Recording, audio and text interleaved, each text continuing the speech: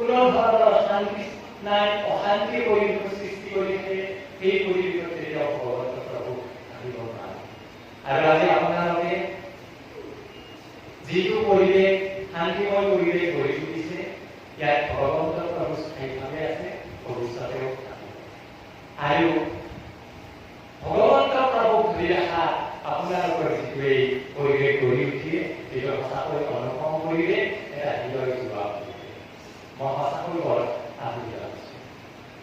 আৰু মাহ জোৰা এই ভাগৱত পাঠ অনুষ্ঠানটি যিসকল উদ্যোক্তা, উদ্যোগ লৈ বা আই মাতৃসকলে হওক বা ভকতবৃন্দই হওক, প্ৰত্যক্ষভাৱে পৰোক্ষভাৱে এই অনুষ্ঠানটি সাফল্য মণ্ডিত কৰাৰ কাৰণে সহযোগ কৰি আছে। তেওঁলোকক মহত্ব শক্তিমান সৰ্বনিয়ন্ত্ৰক ভগৱন্ত প্ৰভুৰ ওচৰত প্ৰাৰ্থনা জনাইছোঁ যে তেওঁলোকৰ জীৱনত ভুল চন্দ্ৰ বৰ্ষণ কৰে। আৰু আজি এই ভাগৱত অনুষ্ঠানটি তেখেতে কৃপা অৰ্জন কৰে। এই মই ভগৱন্ত প্ৰভুৰ চৰণত কোটি কোটি নমস্কাৰ জনাইছোঁ। মই আজি আপোনালোকৰ সন্মুখত প্ৰথমবাৰৰ বাবে আহিছোঁ। আজি প্ৰায় এমাহ আগত মোক ইয়াৰে সম্পাদক বাদে আৰু মনত বাদে মোক ফোন কৰিলে যে বাপ, আপুনি আমাক আজিৰ এই দিনটো দিব লাগে। তেতিয়া মই নিজৰ বৰ সৌভাগ্য অনুভৱ কৰিছোঁ যে এনেকুৱা পৰিৱেশত আহি যে আপোনালোকৰ মাজত এনেকুৱা অনুষ্ঠানত এটা ভাগি হ'ব পাৰি, তাৰ কাৰণে মই বহুত সৌভাগ্য মানিছিলোঁ। এইকাৰণে যে মই আপোনালোকক কি দিম, কি কৰিম, এইটো মোৰ কাৰণে মই ইমান পাত্ৰ নহয়। মই অন্তত এই এটা আশা ৰাখি আহিছোঁ যে আপোনালোকৰ পৰা অন্তত মই কিবা শিকি যাব নিশ্চয় পাম। আৰু সেইকাৰণে মই বহুত সৌভাগ্যৱান বুলি ভাবিছোঁ। আপোনালোকে জানে যে এই আসনখন এলাৰিচা আসন নহয়। এই আসনখন এলাৰিচা আসন নহয়। এইখন আসন হৈছে ব্যাসদেৱৰ আসন। এইখন আসন হৈছে শুকদেৱৰ আসন। আৰু এনেকুৱা আসনত উপবিষ্ট আপোনালোকে মোক কৰাইছে, যিটো মোৰ এইখিনি যোগ্যতা। এইটো এটা আপোনালোকে যে বহুৱাইছে মোৰ প্ৰতি থকা আপোনালোকৰ দয়া, বিনয়তা, তাৰ কাৰণে মই আপোনালোকৰ চৰণ কমলত পুনৰবাৰ কোটি কোটি নমস্কাৰ জনাইছোঁ। আজি এই ভাগৱত পাঠত যিখিনি ওলাব, তাৰ মাজতে যিখিনি আমি আলোচনা কৰি ভুল-ভ্ৰান্তি হোৱাটো স্বাভাৱিক। আশা ৰাখিছোঁ আপোনালোকৰ পৰা বহুত দেহা পৰামৰ্শ পাম। আপোনালোকে মোক সহযোগ কৰিব, লগে লগে সকলোৱে আলোচনা কৰি কথাখিনি বুজাৰ চেষ্টা কৰিম। আৰু এই যদি মূঢ়জনে, অজ্ঞানীজনে কিবা যদি কওঁতে ততে ভুল ভ্ৰান্তি কৰিব পৰাটো হয়, আপোনালোকে মোক নিশ্চয় আলোচনা কৰিব। এতিয়া আমি পাঠৰ মাজলৈ এতিয়া আমাৰ পাঠত আপোনালোকে নিশ্চয় শুনি আছে গোপী উদ্ধৱ সংবাদ। গোপীসকলৰ খবৰ ল'বলৈ শ্ৰীকৃষ্ণ প্ৰাণৰ বান্ধৱ উদ্ধৱক পঠাইছে গোকুললৈ। আৰু ধীৰে গোপী আৰু উদ্ধৱৰ মাজত যিখিনি বাৰ্তালাপ, সেইখিনি এই ভাগৱতত আজি দুদিনমানৰ পৰা চলি আছে। আৰু তাৰে আজি আলোচনা হ'ব গোপী আৰু উদ্ধৱৰ মাজত বাৰ্তা।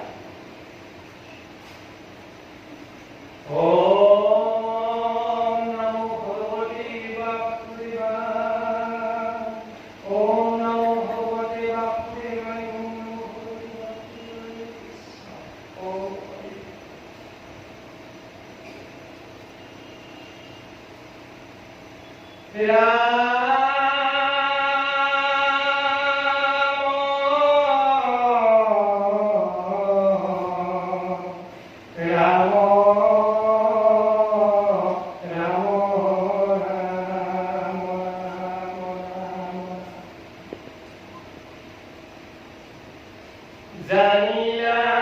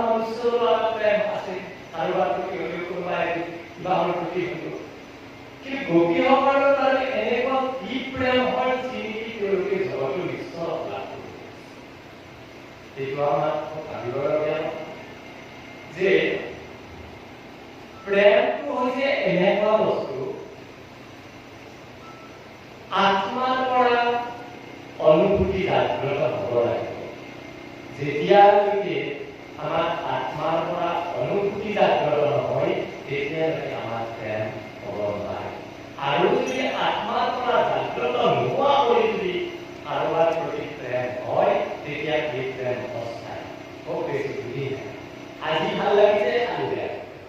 কিন্তু গোপীসকলৰ প্ৰেম এনেকুৱা প্ৰেম আছে, তেওঁলোকৰ আত্মাৰ পৰা ভগৱন্তৰ প্ৰভুৰ অনুভূতি যিটো, এই অনুভূতি জাগ্ৰত হৈছে। আৰু আত্মাৰ পৰা যেতিয়া অনুভূতি জাগ্ৰত হৈ যেতিয়া প্ৰেম হ'ব, তেতিয়া এই প্ৰেম স্থায়ী, তেতিয়া ঈশ্বৰক পোৱা প্ৰেম। আৰু তেনেকুৱা সপ্ৰেম প্ৰেমেৰে ভগৱন্তৰ প্ৰভু লাভ কৰিছিল গোপীসকল। আৰু তেওঁলোকে এনেকুৱা প্ৰেম কৰিছিল যে প্ৰতিটো মুহূৰ্ততে গোপীসকলে কেৱল কৃষ্ণকে দেখিছিল, কৃষ্ণ বিনা একোৱেই নেদেখিছিল। তেওঁলোকে ঘৰটো সাৰতে, ঘৰটো মুচতে, দধিমুখন কৰাতে, প্ৰতিটো কৰ্মতে কেৱল মূৰত ক্ৰিয়া কৰি থাকে ভগৱত। আৰু এনেকৈ যেতিয়া উদ্ধৱে এই গোপীসকলক খবৰ ল'বলৈ যেতিয়া পঠালে ভগৱন্তক প্ৰভুৱে, তেতিয়া গোপীসকলে উদ্ধৱক এনেকুৱা যে কৰিছে যে কৃষ্ণক এনেকুৱা অভিমান দেখুৱাইছে, তেতিয়া উদ্ধৱে ভাবিছে যে গোপীসকল কৃষ্ণৰ নামত উদ্ধাৰ কৰিছে। তেওঁলোকে কৃষ্ণৰ প্ৰেমত এনেকুৱা প্ৰেমত কৰিছে যে তেওঁলোকে কেতিয়াও পাহৰিব নোৱাৰে। আচলতে মোৰ ভাগ্য যে এনেকুৱা গোপীসকলক সাক্ষাৎ কৰিবলৈ মোক প্ৰভুৱে পঠাইছে। তেওঁ ভাবিছিল হয়তো গকুলত থকা অৱস্থাত গোপীসকলে কৃষ্ণক যেতিয়া পাই আছিল, যিটো প্ৰেম আছিল, হয়তো কৃষ্ণ মথুৰালৈ গুচি অহাৰ পিছত কি কৰে সেইটো নাথাকিব, প্ৰেমটো নাথাকিব, পাহৰি যাব, ওচৰত নাই। কিন্তু তেওঁলোকৰ বেদনা, কৃষ্ণক নপোৱাৰ যিটো বেদনা, তেতিয়া উদ্ধৱে নিজে আছিল। আৰু তেতিয়া উদ্ধৱক আনকি এটা ভ্ৰমণাৰ লগত তুলনা কৰিছে যে কৃষ্ণ যেনেকুৱা, তুমিও যিহেতু তেওঁতে বান্ধৱ, তুমিও এই ভ্ৰমণাৰ নিচিনা ফুলৰ ৰসখিনি খাই ফুল ফুল কৰি তুমিও পিছফালে ঘূৰি চালা খাই তুমিও আমাক গুচি যাবা। গতিকে তুমি আমাৰ মায়া প্ৰেম নহ'লে বিৰক্ত কৰিছে। গোপীসকলে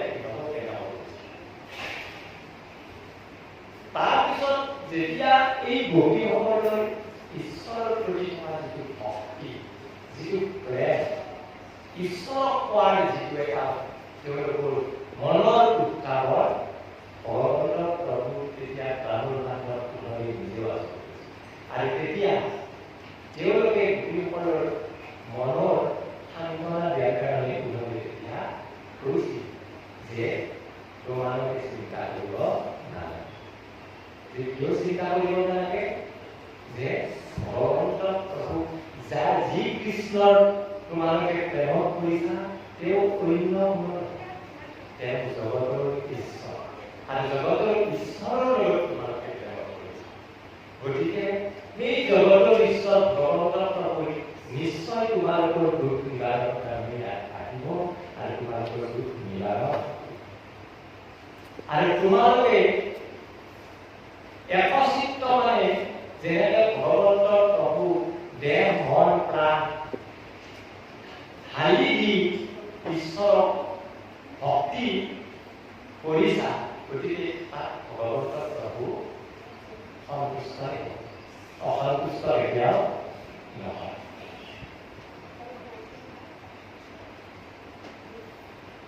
আৰু কৈছে যে তোমালোকে গোপীসকলে কৈছে যে আমি কৃষ্ণক এনেধৰণে ভক্তি কৰিছিলো যি নেকি আমাৰ নিজৰ স্বামী পুত্ৰ সংসাৰ নিজৰ পৰিয়ালৰ কথা ভবা নাছিল।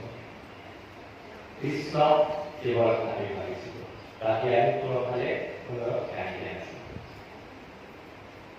তেতিয়া উদ্ধৱে কৈছিল যে তেখেতে অনন্ত কোটি ব্ৰহ্মাণ্ডৰ অধিকাৰী ভগৱন্তৰ প্ৰভু, যাক কৃষ্ণ বোলা, অৰ্থাৎ ভগৱন্তৰ প্ৰভুৱে উদ্ধৱক উপদেশ দি পঠাইছে যে গোপীসকলক যদি তুমি মনৰ অসন্তুষ্টি দূৰ কৰিব পাৰা, ইচ্ছা দূৰ কৰিব খোজা, তেতিয়াহ'লে তুমি মোৰ আচল পৰিচয় দিব পাৰিবা। মোৰ আচল পৰিচয় যদি মোৰ জ্ঞান নাথাব, তেতিয়ালৈকে মোক গোপীসকলে বা তোমাৰ তেতিয়া সন্তুষ্ট কৰিব নোৱাৰে। গতিকে মোৰ পৰিচয়টো গোপীসকল দাঙি ধৰিবলৈ উদ্ধৱ স্বয়ং ভগৱন্ত প্ৰভু কৃষ্ণই উপদেশ দি পঠাইছিল আৰু সেইকাৰণে গোপীসকলক তেওঁ কৈছিল যে তেওঁৱে হৈছে অনন্ত কৌতিক ব্ৰহ্মাণ্ডৰ ভগৱন্ত যিজনকে মানে প্ৰেম কৰা যিজনক তোমালোকে নিজৰ স্বামী গৃহ আদি কথা নিজৰ নাভাবিও যিজনৰ কাৰণে তোমালোকে উৎসাহ কৰিছা তেওঁ হৈছে জগতৰ স্বামী জগতৰ ঈশ্বৰ তেওঁৱে হৈছে সকলো জীৱতে থকা আত্মাৰ প্ৰেৰণা চলাচল ভগৱন্ত তেওঁৱে হৈছে সৰ্বগুণা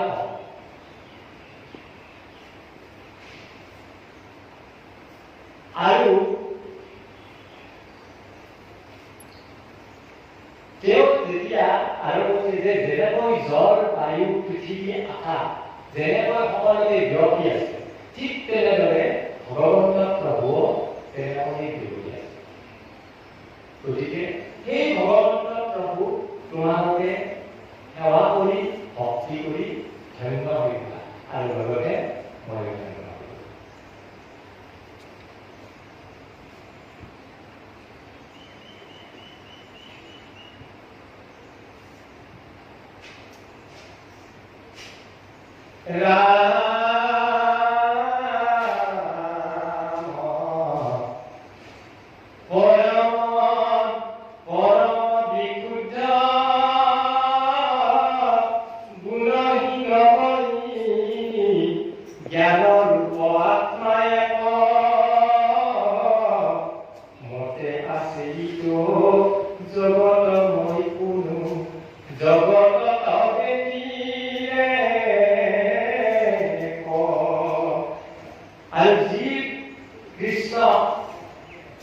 তোমালোকে ভকতি কৰা তেওঁৱে স্বজন কৰ্তা তেওঁৱে সংহাৰ কৰ্তা তেওঁৱে স্থিতি তেওঁৱে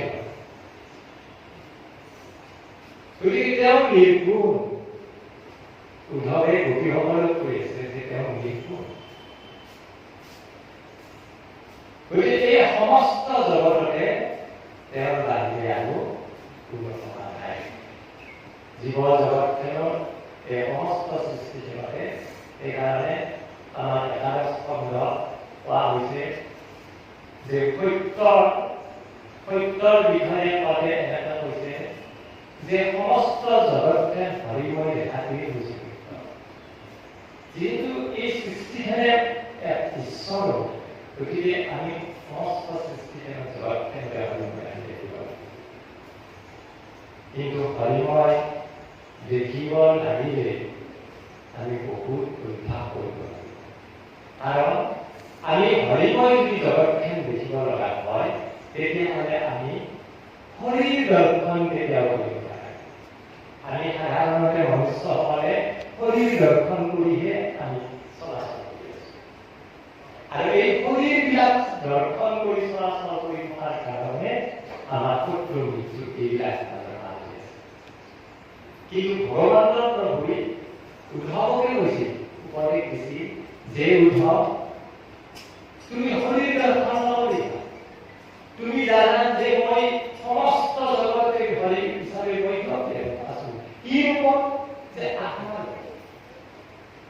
যে পৰমাত্মাৰ পৰা অহা এই যে আত্মাবোৰ আমাৰ সমস্ত দেহতে আছে আৰু এই আত্মা মোৰ পৰাই যোৱা সেয়ে আমাকে আত্মাহে দৰ্শন কৰিব আছে হৰি দৰ্শন কৰিব লাগে যদি আমি আত্মা দৰ্শন কৰিব পাৰোঁ তেতিয়াহ'লে আমি সকলোকে সেৱা এটা কৰা পাত্ৰ হ'ব আৰু যদি আমি আত্মা দৰ্শন কৰিব নোৱাৰোঁ তেতিয়াহ'লে হৰি দৰ্শন কৰি যেতিয়া চলি তেতিয়া আমাক আপুনি মোক বেয়া কৈছে মই বেয়া পাওঁ কি স্বাভাৱিক কথা এখেতে যদি ভাবে মোক কালি বেয়াকে কৈছে মই আজি তেখেতক নামাতো এইবিলাক কেৱল ৰাজনীতি কৰে এইবিলাক এটা কাৰণে নহয় তেখেতক হৰি দৰ্শন কৰি আছে সেইকাৰণে মই তেখেতক হৰি দৰ্শন কৰিছোঁ কিন্তু মই যদি আত্মা দৰ্শন কৰাৰ চেষ্টা কৰোঁ তেওঁ খালি কোৱা কথা খালি মোৰ তেওঁ বোলে যে কৈছে ভগৱন্ত প্ৰভুৱে এনেকৈ কৈছে যে জ্ঞানীজনৰ তাত যদি ভগৱন্তৰ পৰমাত্মাৰ আত্মাৰূপে আছে হাতীৰ যদি ভগৱন্ত প্ৰভু আছে সকলোতে আছে আমি সেইকাৰণে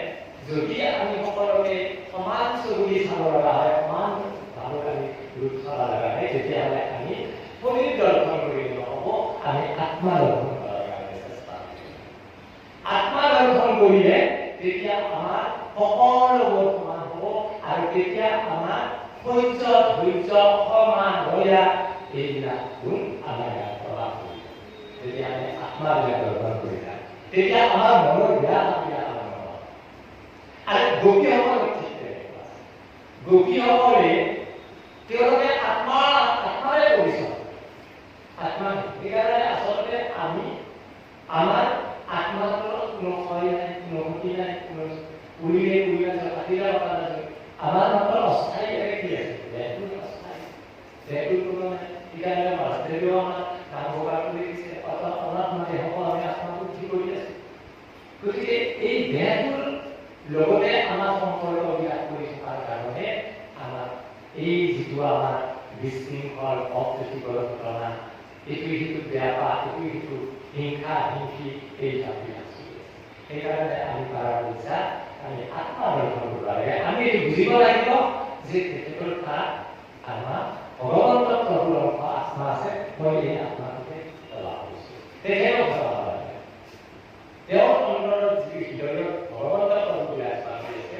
মই তেখেতৰ আত্মা আছে এই আত্মাটোকে লাভ কৰিছোঁ তেনেস্থলত এটা কেনেকুৱা পৰিৱেশৰ সৃষ্টি হ'ব পাৰে আপোনালোকে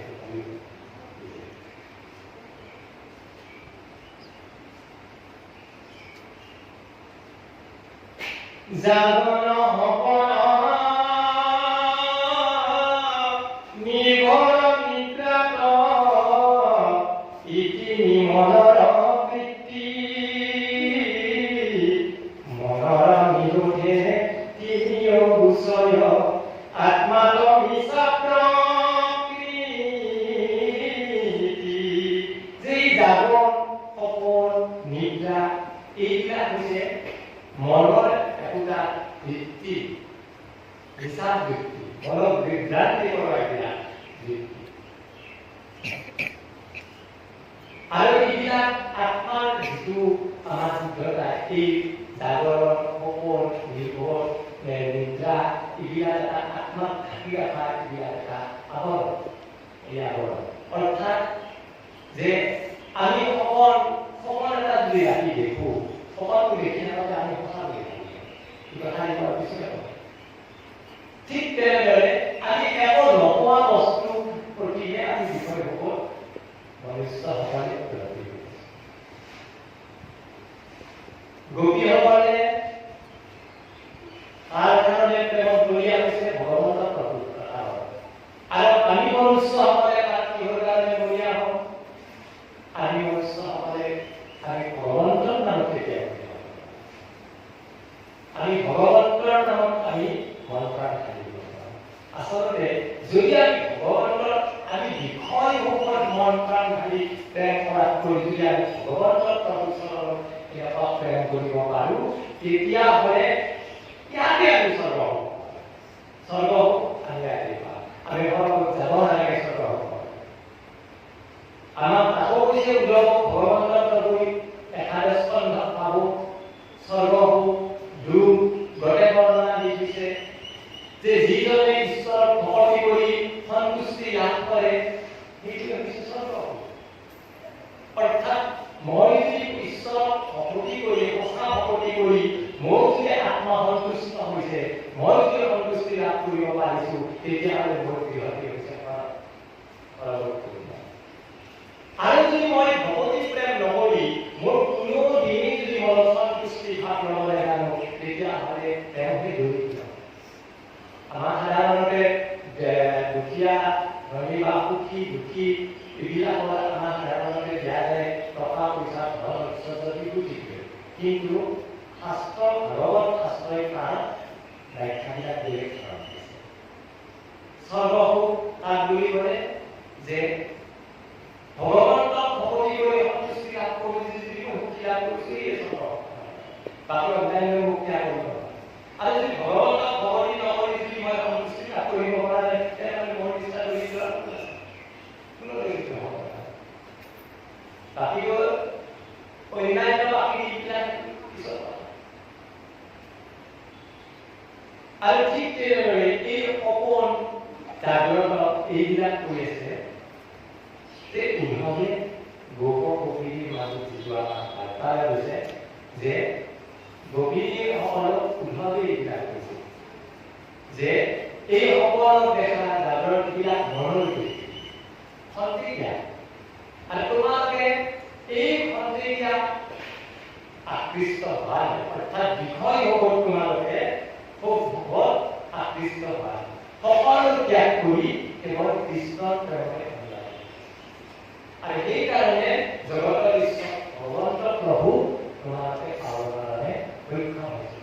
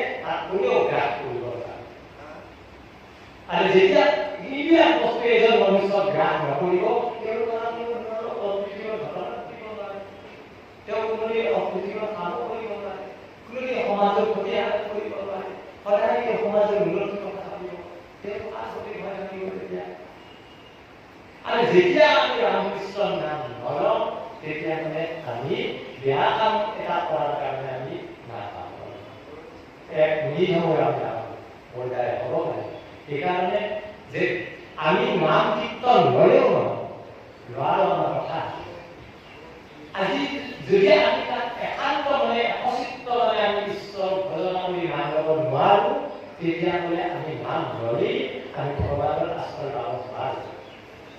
আপোনালোকে দেখি আছে নিশ্চয় যে আমাৰ ভকত সমাজৰ মাজতো আমাৰ লেনদেন থাকে। ইজনৰ সিজনৰ প্ৰতি মিল নহয় আমি দেখি থাকোঁ। কিয় বাৰু এইটো এনেকুৱা? এটা কথা হ'ব নালাগে। তেখেতলোকৰ ঈশ্বৰৰে নাম লয়, তেখেতলোকৰ ভগৱানৰ কথা। অৰ্থাৎ যেনেকৈ নাম ল'ব লাগে তেনেকৈ নাম লয়। যেনেকৈ ঈশ্বৰক ভজনা কৰিব লাগে তেনেকৈ আমি ভজনা কৰা নাই, ল'ব লাগিছোঁ। কৃষ্ণৰ নাম ল'ব লাগিছোঁ। নিয়মটো ৰক্ষা কৰাৰ কাৰণে তেনেকৈ ল'লে আমি ভগৱানক পাব নোৱাৰোঁ। সেইকাৰণে আমি যদি একান্ত মনে কৃষ্ণ যিখিনি সময় আমি কৃষ্ণক উপাসনা কৰি সেইখিনি সময়ত সংসাৰে আমাক পৰিত্ৰাণ দিব। সেইখিনি সময়ত সংসাৰে ভগৱানৰ প্ৰভুসকল চৰণত আপোনাৰ অৰ্পণ কৰক। যে এইখিনি সময়ত যে ভগৱানৰ প্ৰভুৰ নাম দিছোঁ 24 ঘণ্টাটো আমি নিজৰ কৰ্মতে আমি কৰিব পাৰোঁ। গতিকে এই 24 ঘণ্টাৰ ভিতৰত যদি আমাৰ আধা ঘণ্টা টাইম উলিয়াইছোঁ ঈশ্বৰৰ নাম লোৱাৰ কাৰণে, তাতো যদি মই মনটো মৰমত থৈ দিওঁ তেতিয়াহ'লে মোৰ এইটো অহা। সেয়েহে আমাৰ 24 ঘণ্টাটো 24.5 ঘণ্টাই আপুনি নিজৰ কাৰণে কাম কৰক। অন্তৰৰে আধা ঘণ্টাটো একেবাৰে অচিত্ত মনে ঈশ্বৰৰ চৰণত অৰ্পণ কৰক আৰু সেই আধা ঘণ্টা টাইমখিনি আপোনালোকে নিজৰ সংসাৰখন ভগৱানৰ চৰণত অৰ্পণ কৰক। তেনেকৈ জীৱন কৰিব। মই এই যিটো বিশ্বাস, এই বিশ্বাসটো আমি হৃদয় চলাই এইকাৰণে আমাৰ এইটোও কৈছে যে প্ৰথম অধ্যায় পোৱা যায় যেতিয়া আমাৰ কলিযুগ আৰম্ভ হয়, তেতিয়া এই কলিযুগ আৰম্ভ হওঁতে মুনি 28 সহস্ৰ আদি কৈছিল যে প্ৰভু গুৰুদেৱ আমাক ভগৱন্ত প্ৰভু গুণা ভগৱন্ত প্ৰভু কৃষ্ণ লীলা শুনোৱা। কাৰণ কলিত প্ৰৱেশ হৈছিল আৰু য'ত শ্ৰৱণ কীৰ্তন কৰিছিল 28 সহস্ৰ ঋষি সমবেত হৈছিল সেইখন হৈছিল নৈমিষাৰণ্য। য'ত নৈমিষাৰণ্যত কলিত প্ৰৱেশ কৰিব নোৱাৰে। য'ত ভগৱন্ত প্ৰভুৰ নাম কীৰ্তন শ্ৰৱণ কীৰ্তন হৈছিল তাত কলিত প্ৰৱেশ নাই। সেইখন হৈছিল নৈমিষাৰণ্য। আৰু এই নৈমিষাৰণ্যত কলিত প্ৰৱেশ নোহোৱা ঠাই নৈমিষাৰণ্যত 28 সহস্ৰ যেতিয়া ঋষিসকলে যেতিয়া সুধিছিল যেতিয়া ভাগৱত শুনাৰ কাৰণে তেওঁলোকে আগ্ৰহ প্ৰকাশ কৰিছিল, তেতিয়া তেওঁলোকে কৈছিল যে আমাক উপায় দিয়ক, আমি বহুত হোম যোগ যজ্ঞ আমি গোটেই কৰিলোঁ, কিন্তু আমাৰ একো ফল নহয়। কিন্তু তুমি কোৱা নিচিনা আমি ভগৱন্তক আৰাধনা কৰোঁ, ভগৱন্তক তথাপি ফল নহয়। কাৰণ কি যে হয়তো আমি যেনেধৰণে খুজিব লাগে তেনেদৰে খোজা ভগৱন্তৰ প্ৰভু। সেইকাৰণে আমি হয়তো এনেকুৱা ভাবিছোঁ। গতিকে এইবিলাক কথা আমাক প্ৰথম স্কন্ধতে এইবিলাক আমাক শুনাই দিছে। তেতিয়াহ'লে যদি আমি একান্ত মনে ঈশ্বৰক ভজা যায়, তেতিয়াহ'লে আমাক এজন মনুষ্য যিখিনিয়ে আমাক ধ্বংসৰ পথলৈ তুলি দিয়ে সেইখিনিৰ পৰাই আমি অন্তত সংযত হ'ব পাৰিম। অৰ্থাৎ হিংসা, অসুবিধা, তিৰস্কাৰ, অহংকাৰ এইবিলাকৰ পৰা অন্তত আমি মুক্তি পাব পাৰিম। আৰু যেতিয়া এইবিলাকৰ পৰা আমি মুক্তি পাম, তেতিয়া সেই মানুহজন বা সেই মনুষ্যজন অট'মেটিক আপোনা আপুনি নিজৰ লাগিব, নিজৰ ৰাস্তা লাগিব। তেওঁ ক'ব নালাগে যে কথাখিনি সাঁচি কথা থাকিব লাগিব বা এনেকৈ ক'ব লাগিব, ডাঙৰক এনেকৈ ক'ব লাগিব, এইটো খাব নালাগিব, এইটো খাব লাগিব। এইবিলাক ক'বৰ কোনো প্ৰয়োজন নাই। আপোনা আপুনি ভগৱন্তৰ সুন্দৰ কথা। কিন্তু ঈশ্বৰক একান্ত মনে আমি ল'ব লাগিব। একান্ত মনে লোৱাৰ পিছত যি গোপীসকলে একান্ত মনে লৈছে।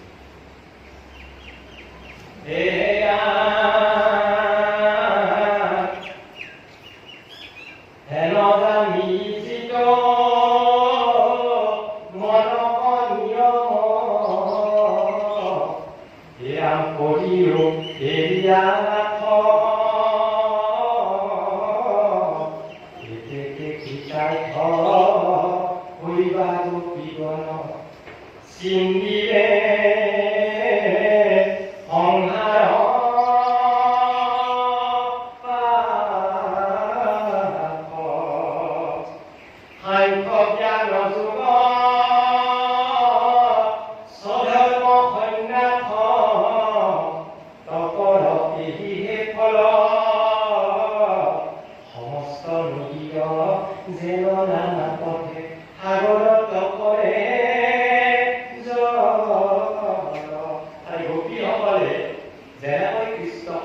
কৰিছিল যে সাংখ্য জ্ঞান ফকীৰমণিয়ে মাতৃদেৱশক্তিক দিছিল আৰু এই সাংখ্য জ্ঞান যোগ সাধাৰণ যিটো কন্যা এই তপ তাৰ ফল যিটো এইটো তোমালোকে পাবলৈ সক্ষম হৈছা আৰু যেনেকৈ যে সমস্ত নদী পানীবোৰ নানা পথে ফুটি লৈ গৈ যেতিয়া সাগৰ কৰে ঠিক তেনেদৰে তোমালোকৰ এই ভক্তিও গৈ এই ঈশ্বৰৰ তাতে কৰিবা তোমালোকে এনেকুৱা ভকতি কৰিছা যে এই ভকতি জগতৰ ঈশ্বৰ ভগৱন্ত প্ৰভুৰ চৰণতে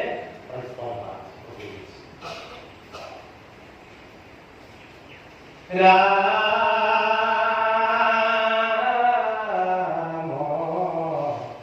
হেৰবা বুলিবা জিজ্ঞান কহিলা ইহাক আমি নাচৰ পৰম সুন্দৰ সৰ্বগুণাকৰ তোমাক নেদেখি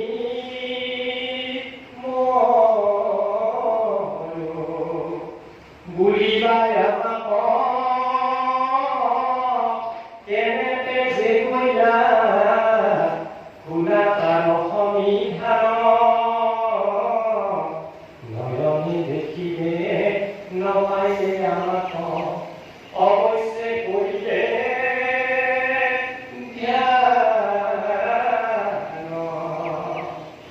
একান্তে চিন্তন্তে তোমাৰ মনে থাকিলে কমক দেখি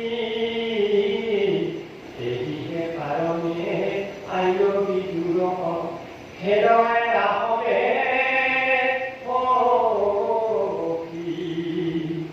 যেন প্ৰিয়পতি বিদেশ কবলে নাৰীৰ মনে বুলি পৃথিৱীখানে স্বামীকে হেঁচিতে পৰীক্ষা দি আহিবা আৰু যেতিয়া গোপীসকলে কৃষ্ণৰ প্ৰেমত বুজা হৈছিল তেতিয়া উদ্ধৱে কৈছে যে ভগৱন্ত প্ৰভু তোমালোকৰ পৰা আঁতৰ হৈ মথুৰালৈ যোৱা কাৰণ এইটোৱে যে তোমালোকৰ গভীৰ প্ৰেম যাতে ভগৱন্তৰ প্ৰভুৰ প্ৰতি আৰু হয় তাৰ কাৰণে তোমালোকৰ পৰা দূৰ হৈ গৈছে যে তোমালোকে লগ পাই থাকোঁতে ভগৱন্ত প্ৰভুৰ প্ৰতি যিখিনি প্ৰেম আছিল যেতিয়া ভগৱন্ত প্ৰভু দূৰ হৈ যাব দেখা নাপাব তেতিয়া আৰু ভগৱন্ত প্ৰভুৰ প্ৰতি এটা আৰু গভীৰ প্ৰেম আৰু এনেতে এটা উদাহৰণ দিছে যেতিয়া এজন স্ত্ৰীৰ স্বামী দূৰত চাকৰি কৰিব এজন অভিজ্ঞতা নাৰীয়ে কেৱল স্বামীজনক ঘূৰি অহাকে অপেক্ষা তেখেতে তেতিয়া ঘূৰি আহিব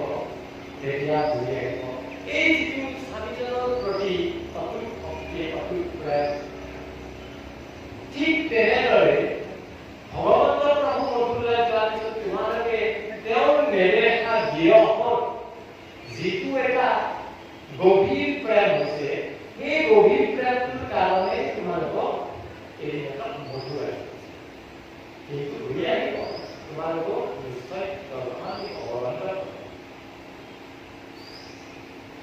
এইবিলাক আচলতে এই গোপীসকলৰ যিটো মায়া আৰু মন আমাক মায়াৰ কাৰণে জগতখনত মানে আমাৰ মাজত পাতি আমাক মায়াৰে বহুত শুদ্ধ দিবৰ পৰা যিটো আমাৰ আত্মাৰ পৰা যিটো অনুভূতি জাগ্ৰত হৈ যিটো প্ৰেম আহে ভগৱন্তৰ প্ৰভুৰ প্ৰতি হওক বা অন্যৰ প্ৰতিয়ে আমাৰ সাধাৰণ মনুষ্যৰ কথাই হওক সাধাৰণতে পৰমাত্মাৰ অংশ আত্মাৰ পৰা প্ৰেম অনুভূতিটো জাগ্ৰত হোৱাটোৱে তাত তিনিটা বস্তুৱে আমাক গ্ৰাস কৰিছে আৱৰণ বিক্ষেপ অৰ্থাৎ যে এনেকুৱা আৱৰণ আছে যে কাৰোবাক কন্যাই কৰি নিজে সুখত থকা মনোভাৱ, কাৰোবাক কন্যাই কৰি নিজে সুখত থকা এটা মনোভাৱ, আৰু যিটো আমাৰ চঞ্চল মন আৰু আৱৰণটো হৈছে আমাৰ যিটো মানুহৰ ময়মত্বতা, অৰ্থাৎ ময়ে শ্ৰেষ্ঠ, ময়ে কৰিলো, মোৰ দ্বাৰাই এইটো হ'ল, কেৱল মই বাহিৰে ইয়াত আৰু কোনো নাই। এই যিটো মনোভাৱ, এই ভাৱটোৱে আমাক আত্মাৰ যিটো আমাৰ বুদ্ধ ৰাস্তাৰ দৰ্শন, সেই দৰ্শনৰ পৰা আমাক মায়া সৃষ্টি কৰে।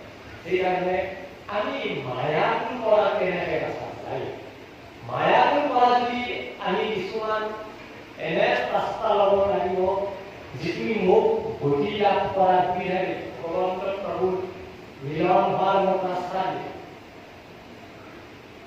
যিটো মোক ক্ৰোধৰ পৰা মোক পৰিত্ৰাণ কৰে, যিটো মোক অহংকাৰৰ পৰা পৰিত্ৰাণ কৰে। গোপীসকলৰ এইবিলাক মনত ভাৱ নাছিলে, আৰু অহংকাৰটো মানুহৰ আটাইতকৈ ডাঙৰ।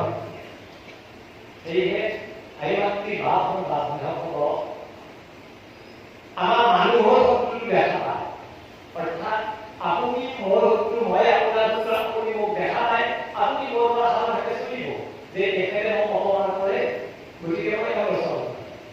কিন্তু অহংকাৰ কৰা শত্ৰুটো দেখা নাপায়। আপোনাৰ ভিতৰত থকা অহংকাৰ, এই শত্ৰুটো দেখা নাপায় শত্ৰু, আৰু এই শত্ৰুটো যেতিয়া আপোনাক লগ দিব, তেতিয়া আপোনাৰ মুখেদি কি ক'ব, কি খাব, হাতেদি কি কৰিব, ভৰিদি খোজ পেলাব, তাৰ কোনো হিচাপ নোহোৱা হৈ যায়। গতিকে আপোনাৰ বিপদহে পৰিচালিত পালে যিটো ময়মত্ব ভাৱ, এই অহংকাৰে আমাক সেইকাৰণে আমি অহংকাৰৰ পৰা পৰিত্ৰাণ পাব লাগে। অহংকাৰৰ পৰা পৰিত্ৰাণ পালে আমাৰ ক্ৰোধটো নহয়। ক্ৰোধটো আমাৰ সাধাৰণতে মনুষ্য এজনৰ ডাঙৰ শত্ৰু, আৰু ক্ৰোধটো হৈছে ধুমুহা এজনৰ আমি ধুমুহাৰ লগত আমি ক্ৰোধটো তুলনা কৰিব পাৰোঁ। যেনেকৈ ধুমুহা আহিলে আমি ঘৰৰ ভিতৰত দৰ্জা থাকি পানী আমি সোমাই থাকোঁ, যেতিয়া ধুমুহাটো ঠাণ্ডা হয় তাৰপিছত আমি দৰ্জা থাকি গম পালোঁ যে কাৰোবাৰ ঘৰটো ভাঙি দিলে, কৰবাত গছ বাগৰিলে, ক'ৰবাত কিবা হ'ল, এনেকুৱা আমি ক্ষতি সাধনবিলাক কেতিয়া পাওঁ, ক্ৰোধটো তেনেকুৱা। যেতিয়া এজন মনুষ্যৰ ক্ৰোধ উঠিব, সেই ক্ৰোধত কি কৰিব তেওঁ ক্ৰোধ উঠি থাকোঁতে গম পায়। যেতিয়া ক্ৰোধটো ঠাণ্ডা হ'ব তাৰপিছত গম পায়, সেই ক্ৰোধতে এইটো কৰিব। সেয়েহে আমি ক্ৰোধৰ পৰা, অহংকাৰৰ পৰা, হিংসা, আনৰ প্ৰতি কোনো সহনশীলতা, সহজ সৰলতা, সদায় দয়া ভাৱ, মৰম, চেনেহ, প্ৰেমা, এই ভাৱটো যাতে আমাৰ মনত প্ৰায় মানুহৰ থাকে, সেইটোৰ কাৰণে আমি ভগৱন্তৰ চৰণত সদায় ধন্যবাদ জনাই। মায়া পৰা আমি কাৰণে আমাৰ আছে পাতিশালা মায়াৰ খেলা মনুষ্য নগৰে,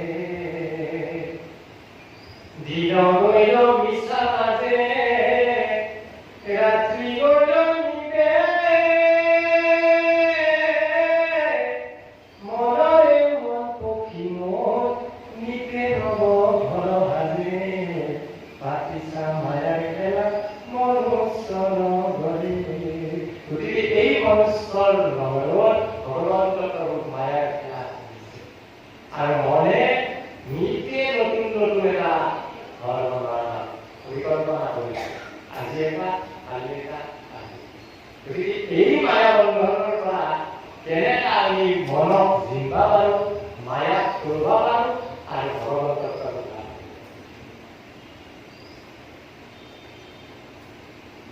সেইকাৰণে মহাপুৰুষ মাধৱদেৱে এইখিনিও কৈছে যে মহন্তৰ সংজ্ঞা সাধুকথাৰকে মনক জীৱ নাই, মায়াক দৰিয়া ধনিক বাইমান উপাৰ উল্টাৰ। তেওঁ ভগৱন্ত প্ৰভুক পোৱাৰ সহজ উপায়। সেইকাৰণে মহন্তৰ সংগ্ৰহ, অৰ্থাৎ য'ত ভাল কথা চিন্তা চৰ্চা হয়, ভগৱন্ত প্ৰভুৰ নামটো সৰ্বমৃত হয়, তাত আচলতে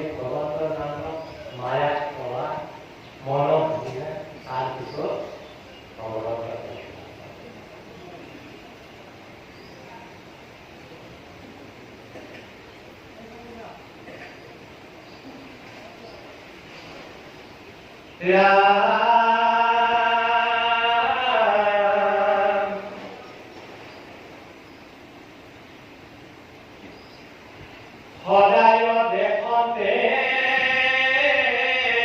হেলা হয় মতি অহিমতি প্ৰেম নাথাকে এতেকে অন্তৰ হৈল গতি হব অসুয়া এৰাই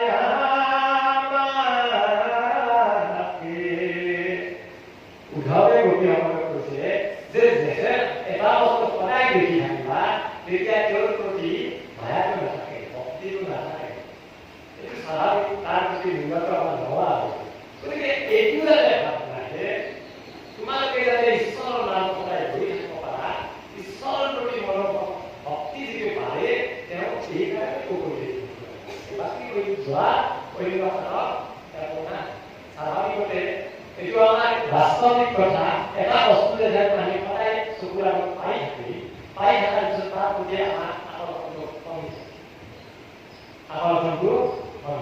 অৰ্থাৎ এজন পুত্ৰ বা ছোৱালী পিতৃ মাতৃ যেতিয়া লগত পাই থাকিব তেতিয়ালৈকে প্ৰায় 100% মূল্য যেতিয়া পাই থাকিব কিন্তু এই পিতৃ মাতৃ এদিন নোহোৱা হৈ যায় যেতিয়া নোহোৱা হৈ যাব তেতিয়াহে গম পোৱা যায় যে পিতৃ মাতৃ কেনেকুৱা সম্পদ যে পিতৃ মাতৃয়ে মোক কেনেকৈ পৰিচালনা কৰিছে আমি পাই থাকোঁতে আমি তাৰ অনুভৱ কৰিব নোৱাৰো যেতিয়া সেই বস্তু আমাৰ নোহোৱা হ'ব তেতিয়াহে তাৰ মূল্য আমি অনুভৱ কৰিম মোৰ ঘৰত এটা আম গছ আছে মই এইকাৰণে মোৰ আমৰ প্ৰতি কোনো ধৰণৰ লোকে মোৰ ঘৰতে ফচলতে আছে কিন্তু যাৰ ঘৰত নাই একো দেখাই নাই তেওঁলোকে ঠিক তেনেকৈ আৰু গোপীসকলে এইকাৰণে গৌৰৱে কৈছে যে তোমালোকৰ সদায় দেখি থাকি ঈশ্বৰৰ প্ৰতি ভক্তি নোহোৱা হ'ব বুলি ভাবিলে ভগৱন্তৰ প্ৰভু নচলাব যাতে তেওঁৰ প্ৰতি গভীৰ প্ৰেম নোপোৱাৰ যিটো বেদনা নোপোৱাৰ বেদনাটো বৰ ডাঙৰ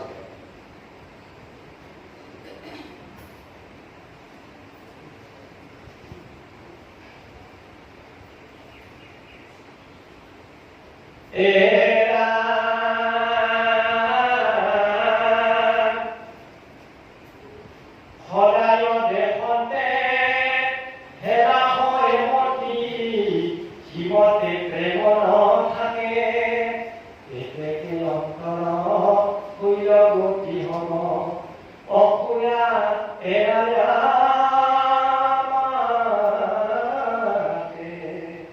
সমস্তে বিষয়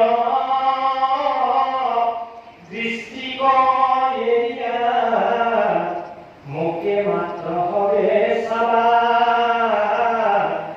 আনন্দ মুক্তি মোকে মনে ধৰি সদা মোৰ গুণ গাবা জানিবা অচিৰ কালতে আহিয়া হবে পাইবা মানে হেনবা ভুলিবা মিছা ভাণ্ডা তুমি সাক্ষাতে দেখিও তাকে জৈখানি বনত ক্ৰীড়িল হৰাতি তুমি হব সমে আমি যিটো গোপী হব আহিব নপাইল বান্ধিয়া ৰাখিল স্বামী মোৰ ৰূপ মনে চিন্তিয়া ঘৰতে মোকে পাইলে তাবকখনে এৰাম চিন্দিল সংহাৰ বন্ধতা সম্বাৰ ই কথা কুমৰা মনে তুমি হব সম নাহি প্ৰিয়তম কহিল ৰচিল নিশ্চয় কৰি এৰাম ৰচিল শংকৰ গুণা নিৰন্তৰে কেন কৃপাময় হৰি।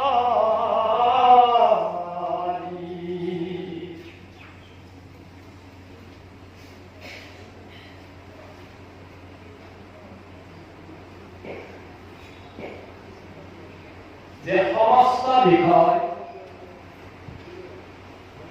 দৃষ্টিগোচৰ মনে মাত্ৰভাৱে চাৱা, অৰ্থাৎ যিটো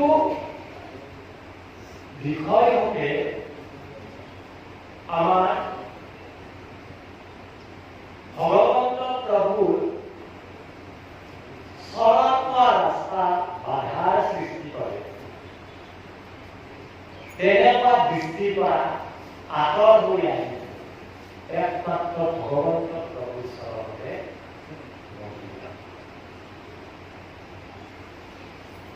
তেতিয়া জানিবা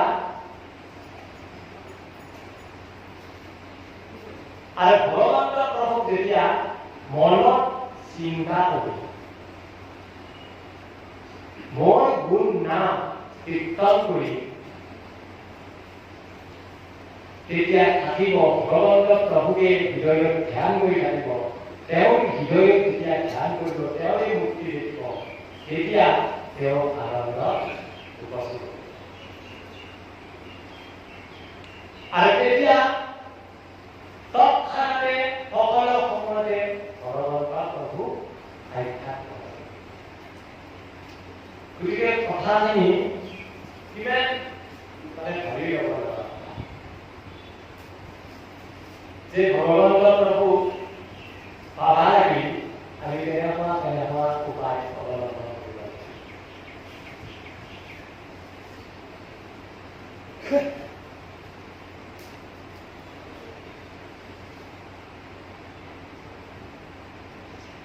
আৰু গভীৰভাৱে যে তেওঁলোকৰ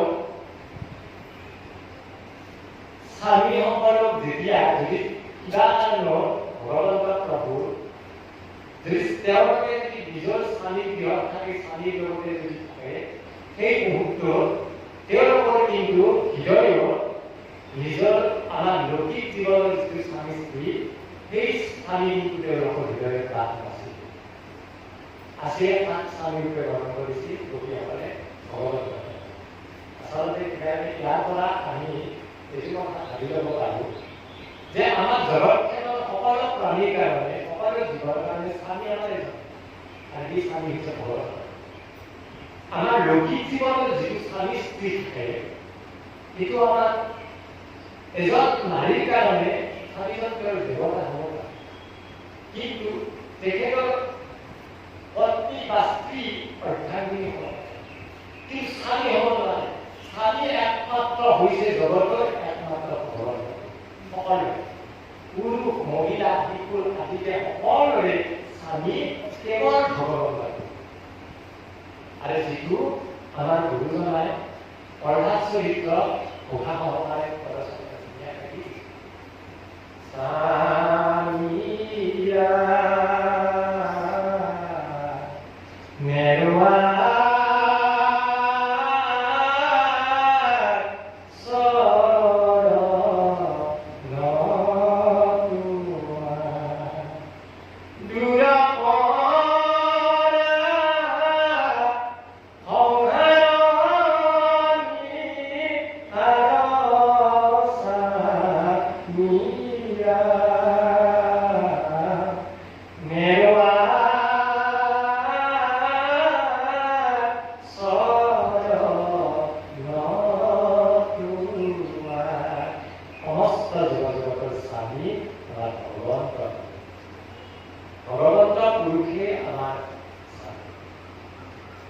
সেয়ে আমি সকলে মিলি তেওঁক আমি উপাসনা কৰিব লাগে।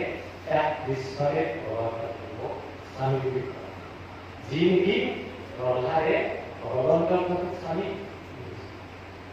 আৰু ভগৱন্ত পুৰুষক পাৱাৰ গোপীসকলৰ জৰিয়তে আমি আৰু কিছুমান বস্তু বুজি পাওঁ যে ৰন্ধা ৰাজ পৰিয়ালৰ পুত্ৰ। হিৰণ্যকশিপুৰ ৰাজা। কিন্তু প্ৰহ্লাদে এই ৰাজপ্ৰসাদত থাকিলেও তেওঁ কোনো ৰাজপ্ৰসাদৰ সা সম্পত্তিয়ে সন্তুষ্ট কৰিব পৰা নাই। কেৱল তেওঁ এটাতে নিমগ্ন হৈ আছিল ভগৱন্ত প্ৰভুৰ দৰ্শন, ভগৱন্ত প্ৰভু চব চিন্তি আছিল। তেওঁ জেদ কৰিছিল ভগৱন্ত প্ৰভুক পাৱাৰ কাৰণে, তেওঁ জেদ কৰিছিল। অৰ্থাৎ এজন শিশু যেতিয়া আমাৰ শিশু এজন থাকে ঘৰত, মাতৃয়ে শিশুজন থাকিলে মাতৃয়ে ঘৰত কাম কৰিব লগা আৰু শিশুজনক ৰাখিব লগা। কিন্তু তেখেতে কাম নকৰিলেও নহ'ব, শিশুটো নাৰাখিলে নহ'ব। হয়তো কিছুমান শিশুক এটা পুতলা দিছে, ধুনীয়াকৈ শিশুটিৰ পুতলাটো মনটো ধুনীয়া, তাতে সন্তুষ্ট হৈছে পুতলাটো আৰু ধুনীয়াকৈ শিশুটি খেলি আছে, মাকে সুন্দৰভাৱে কাম কৰিছে। কিন্তু কিছুমান এনেকুৱা শিশু আছে কোনো বস্তুতে তেওঁ সন্তুষ্ট নহ'ব। কি লাগে কেৱল ভাত হ'ব, ভাত বিনা কোনো বস্তুতে তেওঁ সন্তুষ্ট নহয়। শেষত মাকে কি কৰিব লগা হয়, সেই সন্তানক পলাতলৈ কাম কৰিব লগা হয়। ঠিক তেনেদৰে ভগৱন্ত প্ৰভুৰ প্ৰতি পলাত এনেকুৱা আছিল যে তেওঁ একোতে সন্তুষ্ট হোৱা নাছিল, কেৱল ভগৱান, কেৱল ভগৱান। গতিকে ভগৱন্ত প্ৰভুৱে প্ৰহ্লাদক পলাত ল'বলগীয়া নহৈছিল যে মই ল'বই লাগিব, যে ইমানখিনি আমাক ভগৱন্ত প্ৰভুৱে আমাক মায়াৰ বন্ধনত ৰাখি দিছে। ভগৱন্ত প্ৰভুক ইমান সহজ বস্তু বনাব পাৰে। তেওঁ মাতিছে টকা দিছে, টকা পইচা ধন দিছে, মোক কিয় লাগে? মোক লগাই খৰচ নাই। ভগৱন্ত প্ৰভুৱে আমাক সহায় কৰি দিছে। কিন্তু আমি জানো তাতেই তেওঁ দিলে বুলি আমি তাতেই মগ্ন হৈ থাকিলে হ'ব? গতিকে এনেকুৱা লোক আছে যে তেওঁ আমাক এই মায়াৰ মাজত যিখিনি আমাক দিছে তাত আবদ্ধ হৈ নাথাকিলেও ওলাই আহি জেদ কৰিছে যে ভগৱন্ত প্ৰত্যায়ী কেৱল ভগৱন্ত। গতিকে এনেকুৱা প্ৰহ্লাদৰ ভগৱন্ত প্ৰভুৰ প্ৰতি বিশ্বাস, প্ৰভুৰ প্ৰতি ভক্তি, যি নেকি তেওঁ মানে এটা সুদাৰ ভগৱন্ত প্ৰভু দেখি এনেকুৱা এটা বস্তু নাই। আজি কেতিয়াও বোলে চকুৰে দৰকাৰ হ'ল ভগৱন্ত প্ৰভু, সকলোতে ভগৱন্ত প্ৰভুকে ৰাখে। কেৱল একাজন নহ'লে ভগৱন্ত প্ৰভু তোমাৰ প্ৰতি ইমান বিশ্বাস, ইমান বিশ্বাস ভগৱন্ত তোমাৰ প্ৰতি। একমাত্ৰ আমাৰ মনুষ্যৰ ৰক্ষা অৱস্থা আমি প্ৰহ্লাদৰ পৰা যে আমি মনুষ্যৰ ৰক্ষা অৱস্থা কি, আমাৰ সুৰক্ষা অৱস্থা প্ৰহ্লাদে কেনেকৈ সুৰক্ষা কৰি ৰাখিছিল, কত মানে নিৰ্যাতন ইমান যে হিৰণ্যকশিপুৰ নিৰ্যাতন দিছিল প্ৰহ্লাদক, তেখেতে সুৰক্ষা অৱস্থা কেনেকৈ ৰাখিছিল, কেনেকৈ তেওঁ এই সুৰক্ষা দিছিল? একমাত্ৰ ভগৱান যে অস্তুকে সৰ্ববিষ্ট হৈ ভগৱন্ত প্ৰভুৰ নাম তেওঁ এনেকৈ জপ কৰিছিল আৰু এই ভগৱন্ত প্ৰভুৰ নামেদি তেওঁ এনেকৈ এটা সুৰক্ষা কৱচ বনাই গৈছে, তাত হিৰণ্যকশিপুৰে যিয়ে নকৰক তাত কোনোৱে একো কৰিব নোৱাৰে। গতিকে আমাৰ জীৱনত এনেকৈ আমি সুৰক্ষা কৱচ কৰি ল'ব লাগিলে একমাত্ৰ ভগৱন্তৰ নামৰ জৰিয়তে আমি নিজৰ গৃহতে সুন্দৰ কৰি আমি সুৰক্ষা কৱচ বনাই ল'ব। ঘৰখন আমি সুন্দৰ আমি সৰগত পৰিৱেশ কৰিব পাৰোঁ যে আমি সতৰ্ক হ'ব লাগিব। যদি ভগৱানক আমি স্থান দিব লগা হয়, ভগৱন্ত যদি আমাৰ গৃহত বাস কৰিব লগা হয়, তেনেকুৱাকৈ আমাৰ ঘৰখনত কেৱল মৰম, দয়া, ক্ষমা, এইবিলাকে বিৰাজমান, তাত কোনোবা বিৰাজমান নাই। তেনেকুৱা পৰিৱেশ ভগৱন্ত থাকিব লাগিব। তেনেকুৱা পৰিৱেশ আমি কৰি তুলিব লাগিব। তেতিয়া ভগৱন্ত তাত শান্তি বিৰাজমান যেতিয়া থাকিব, তাত ভগৱন্ত প্ৰভু। ইয়াতে এটা কথা আছে যে গোপীসকলে যে কৃষ্ণৰ প্ৰতি ভক্তি ইমান, ভগৱন্ত প্ৰভু স্বয়ং জানে যে মোৰ প্ৰতি গোপীসকলৰ কেনেকুৱা ভক্তি, যে তেওঁলোকে কি ভক্তিৰ জৰিয়তে প্ৰদান প্ৰেমময় ভক্তিৰ জৰিয়তে ঈশ্বৰক লাভ কৰিছে। এইটো উদ্ধৱেও গম পাইছে যে প্ৰেমময় ভক্তিৰ জৰিয়তে ভগৱন্ত প্ৰভু গোপিনীসকলে লাভ কৰিছে।